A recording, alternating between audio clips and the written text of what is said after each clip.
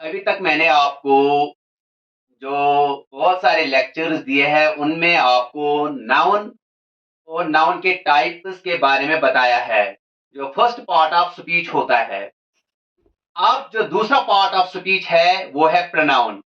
क्योंकि नाउन्स और प्रोनाउन्स बहुत ज्यादा यूज होते हैं सेंटेंस में। ये प्रोनाउन होता क्या है? हमें पता है pronoun is a part of speech that takes place of a noun or noun phrase, or pronoun becomes a substitute of a noun or noun phrase. यहां पे मैंने इसकी डेफिनेशन दी है। आप चाहे तो इसका स्क्रीनशॉट ले सकते हो। Pronoun is a part of speech that takes place of nouns or noun phrase or becomes a substitute for nouns or noun phrases and designates persons or things asked for, previously specified or understood from the context. जो pronoun हम use करते हैं किसी भी sentence में, उस sentence में हमें पहले नाउन का बताना जरूरी है, नाउन का यूज करना जरूरी है। यहाँ पे मैंने एक सेंटेंस दिया है, Usman met some boys and he helped them kind heartedly. यहाँ पे अगर देखा जाएगा, यहाँ पे जो नाउन यूज हुआ है पर्सनल नाउन, वो है उस्मान और बॉयज। ये है नाउन जो यूज हुए हैं। अब इनकी इंफॉर्मेशन हमें पहले से ही है। इन्हीं नाउन्स के बदले में जो हमें प्रोनाउन यूज करने हैं, जैसे मैंने यहां पे यूज किया है प्रोनाउन ही और प्रोनाउन देम। ये दोनों रेफर करते हैं। ही रेफर करता है उस्मान के लिए और देम रेफर करता है बॉयज के लिए। इसे दूसरे लफ्जों में हम एंटीसीडेंट भी कहते हैं।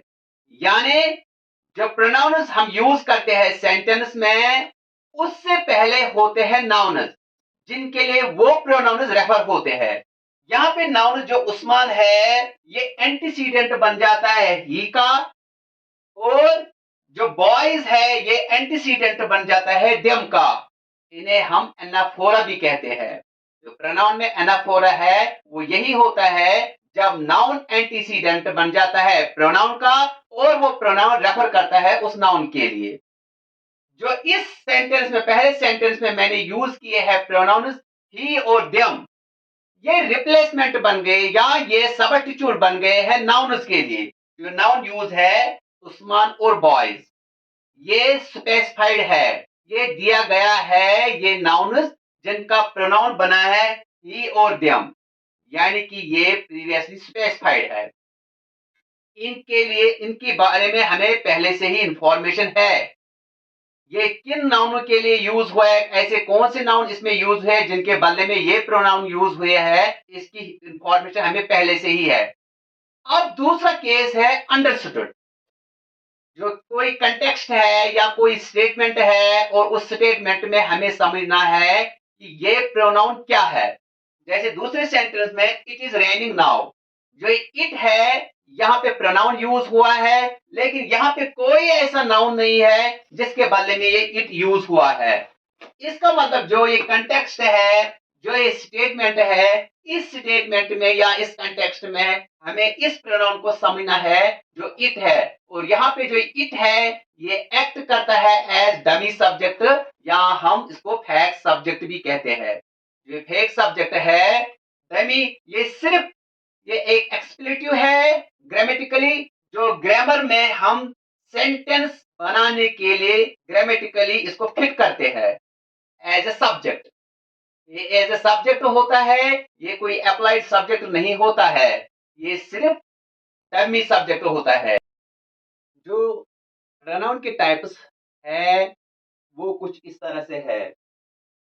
पर्सनल प्रोनाउन, पॉजेसिव डिपेंडेंट और पॉजेसिव डिटरमाइनर, पॉजेसिव इंडिपेंडेंट और possessive pronoun, reflexive pronoun, relative pronoun, interrogative pronoun, reciprocal pronoun, demonstrative pronoun, indefinite pronoun.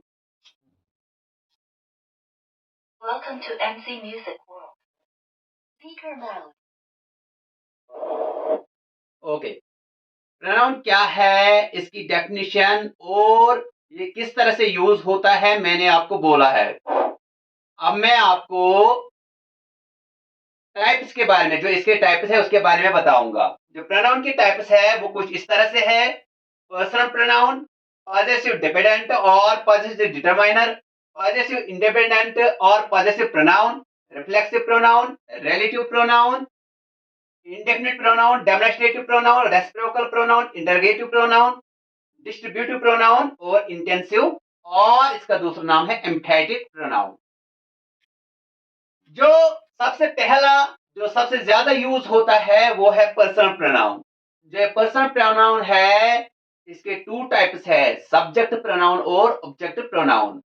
यानी अगर सब्जेक्ट में लूंगा आई और इसका ऑब्जेक्ट बनेगा मी। आई एक्ट करता है सब्जेक्ट प्रोनाउन और मी एक्ट करता है एज ऑब्जेक्ट प्रोनाउन। जो ऑब्जेक्ट प्रोनाउन है ये तीन तरह से यूज होता है, या हम कहेंगे डायरेक्ट ऑब्जेक्ट है, इनडायरेक्ट ऑब्जेक्ट है और ऑब्जेक्ट ऑफ प्रपोजिशन है। इसके बाद आता है पॉजेसिव डिपेंडेंट। कभी हम इसको पॉजेसिव एडजेक्टिव भी कहते हैं और इसका दूसरा नाम है पॉजेसिव डिटरमाइनर। यानी अगर मैंने सब्जेक्ट लिया है आई, इसका ऑब्जेक्ट है मी, फिर पॉजेसिव एडजेक्टिव, पॉजेसिव डिपेंडेंट और पॉजेसिव डिटरमाइनर ये है माई। इसके बाद आता है पॉजेसिव इंडिपेंडेंट और पॉजेसिव प्रोनाउन। तो माई का जो पॉजेसिव डिटरमाइनर या पॉजेसिव प्रोनाउन है वो है माइन। इसके बाद आता है रिफ्लेक्सिव प्रोनाउन। रिफ्लेक्सिव प्रोनाउन बनेगा माई सेल्फ। तो आई है सब्जेक्ट, मी है ऑब्जेक्ट, माई है पॉजेसिव डिटरमाइनर और माइन है पॉजेसिव प्रोनाउन और माई सेल्फ है रिफ्लेक्सिव प्रोनाउन। इसके बाद आता है रिलेटिव प्रोनाउन। जो है रिलेटिव प्रोनाउन ये हम यूज करते हैं रिलेटिव क्लॉजेस बनाने के लिए। जैसे मैं एक एग्जांपल लूंगा, who, he is a boy who helped me. तो हु एक्ट करता है यहाँ पे रिलेटिव प्रोनाउन। इसके बाद आता है इंटरोगेटिव प्रोनाउन, जो हम क्वेश्चन बनाने के लिए यूज होते करते हैं। इसके बाद आता है रेसिप्रोकल प्रोनाउन और आते हैं डेमोन्स्ट्रेटिव प्रोनाउन। फिर आता है इंडेफिनिट प्रोनाउन, इंटेंसिव और एम्फेटिक प्रोनाउन, डिस्ट्रीब्यूटिव प्रोनाउन। जो ये इंटेंसिव प्रोनाउन और जो रिफ्लेक्सिव प्रोनाउन ये सेम होते हैं, सिर्फ इनकी फंक्शन और प्लेसमेंट अलग होती है और इसकी फंक्शन अलग होती है। रिफ्लेक्सिव प्रोनाउन जो है ये एसेंशियल इंफॉर्मेशन देता है, ये एसेंशियल है सेंटेंस में। इसको रिमूव करके सेंटेंस का मीनिंग बदल जाएगा। अगर हम रिफ्लेक्सिव प्रोनाउन सेंटेंस में निकालेंगे तो उस सेंटेंस का मीनिंग बदल जाएगा, वो पूरा मीनिंग नहीं देगा। लेकिन अगर इंटेंसिव, ये नॉन एसेंशियल है, अगर इसको हम सेंटेंस में निकालेंगे उस सेंटेंस पे कोई असर नहीं पड़ेगा उसके मीनिंग। जो टाइप्स ऑफ प्रोनाउन है, प्रोनाउन के टाइप्स में सबसे पहले जो आता है वो है पर्सनल प्रोनाउन। जो पर्सनल प्रोनाउन है इसके साथ साथ मैं आपको दिखाऊंगा पॉजेसिव डिपेंडेंट, पॉजेसिव इंडिपेंडेंट और रिफ्लेक्सिव प्रोनाउन। यहाँ पे मैंने बोर्ड पे लिख के रखा है कि जो ये प्रोनाउन है इसका पर्सन देखा जाता है, इसका नंबर देखा जाता है और इसका जेंडर देखा जाता है। जो पर्सन है प्रोनाउन में फर्स्ट पर्सन प्रोनाउंस होते हैं, सेकंड पर्सन प्रोनाउंस होते हैं और थर्ड पर्सन प्रोनाउंस होते हैं। जो फर्स्ट पर्सन प्रोनाउन है ये स्पीकर होता है, जो सेकंड पर्सन प्रोनाउन है ये एड्रेसी होता है, जिससे हम बात करते हैं, जिसकी तरफ हम एड्रेस हो जाते हैं। और जो थर्ड पर्सन प्रोनाउन है इसके मुतालिक हम बात करते हैं, वो एब्सेंट होता है। जो पर्सन के हिसाब से प्रोनाउन देखा जाए तो फर्स्ट पर्सन प्रोनाउन है, सेकंड पर्सन प्रोनाउन और थर्ड पर्सन प्रोनाउन है। जो फर्स्ट पर्सन प्रोनाउन इसका सिंगुलर होता है, प्लूरल होता है, सेकंड पर्सन का सिंगुलर होता है, प्लूरल होता है और थर्ड पर्सन का सिंगुलर होता है, प्लूरल होता है। लेकिन जो दूसरा केस है वो है जेंडर केस। जो प्रोनाउन का जेंडर केस है मैस्कुलाइन है, फेमिनाइन है और न्यूटर है। जो प्रोनाउन के जेंडर में हम मैस्कुलाइन देखते हैं वो है ही और जो फेमिनाइन देखते हैं वो है शी। और जो न्यूटर हम जानते हैं प्रोनाउन में जेंडर केस में वो है इट। जो इट है वो है न्यूटर भी और इनएनिमेट भी। ये है प्रोनाउन के पर्सन, प्रोनाउन के नंबर और प्रोनाउन के जेंडर। यहां आप एक स्क्रीनशॉट भी ले सकते हो बोर्ड पे। मैंने पूरा टेबल बना के रखा है। ये है पर्सन फर्स्ट, सेकंड, थर्ड। ये है number and gender, singular plural, singular plural, singular masculine feminine, neuter, inanimate. यहाँ पे है प्लूरल। तो यहाँ मैंने टेबल बना के रखा है। जो सब्जेक्ट आई है, ऑब्जेक्ट इसका मी है, डिपेंडेंट पॉजेसिव जिसे हम पॉजेसिव डिटरमाइनर भी कहते हैं वो है माई। इंडिपेंडेंट पॉजेसिव माइन, रिफ्लेक्सिव है माई सेल्फ। ये सारे मैंने बना के रखे हैं हर किसी सब्जेक्ट के जो प्रोनाउन में यूज होता है, सब्जेक्ट प्रोनाउन। और यहाँ पे हम एक नजर दौड़ाएंगे। यहाँ पे मैंने देम सेल्फ लिखा है और देम सेल्व्स लिखा है। जो प्लूरल दे है, इसका जो रिफ्लेक्सिव फॉर्म बनता है वो है देम सेल्व्स, वो यूजुअली हम देखते हैं। लेकिन एक चीज मैं बताऊंगा कि कभी ये जो दे है ये हम जानते हैं ये है प्लूरल केस, लेकिन समबड़ी भी है।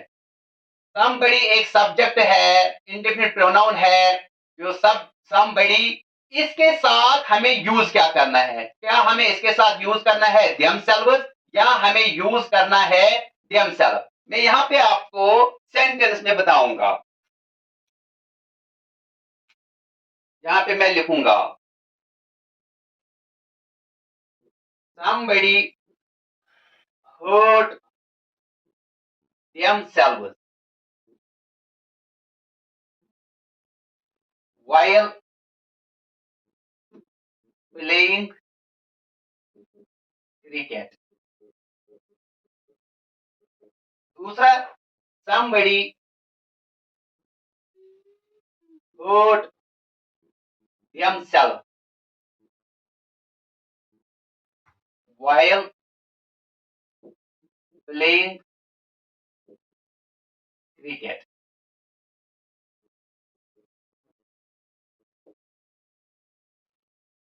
जो somebody है, ये ही हो सकता है या ये शी हो सकता है। somebody केस है, ये ही हो सकता है या शी हो सकता है। क्योंकि जो सम है, somebody है, ये हम सिंगुलर के साथ यूज करते हैं।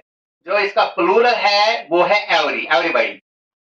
तो अगर ये सिंगुलर है, हम जानते हैं देमसेल्व्स को हम सिंगुलर के साथ यूज नहीं कर सकते हैं।